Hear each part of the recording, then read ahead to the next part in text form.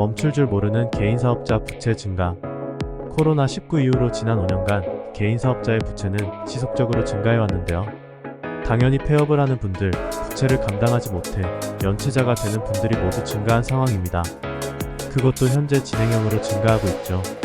어떻게든 사업은 유지하기 위해 개인사업자, 아파트 담보대출부터 각종 신용대출, 마이너스 통장까지 이용해보지만 상황이 나아지지 않는 개인사업자가 적지 않은 상황입니다.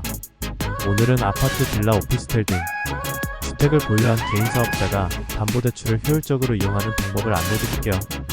은행 LTV 최대 활용 후 비은행권으로.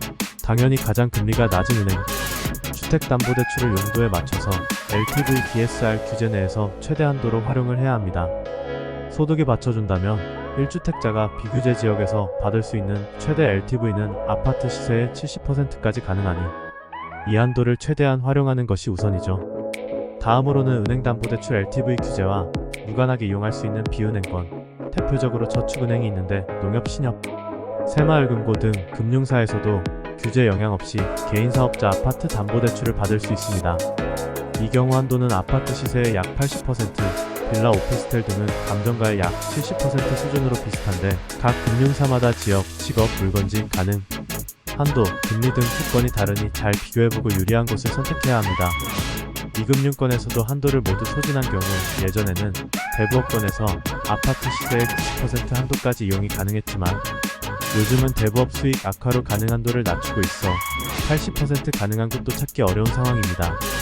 인터넷에 95%까지 가능하다는 과장된 정보들이 많이 있는데 주의하세요. 그 외 다른 방법은? 담보대출 외에 일반적인 신용대출과 아파트를 대상으로 하는 무설정 아파트론 등이 있습니다. 신용대출이야 굳이 설명할 필요가 없을 테고 아파트로는 이용 중인 담보대출 한도와 무관하게 일정 금액을 이용할 수 있는데 꼭 내 아파트가 아니어도 배우자의 아파트로 동의 없이 이용 가능하다는 특징이 있습니다. 이 또한 높은 금리를 주의해야 해요. 이렇게 대표적인 개인사업자 아파트 담보대출 이용 방법을 안내드렸는데요. 은행 LTV만으로는 자금이 부족하거나 구입자금, 사업자금, 생활자금 등 용도에 따른 효율적인 사업자 담보대출 조건이 궁금하다면 카카오톡으로 간편하게 확인해보세요.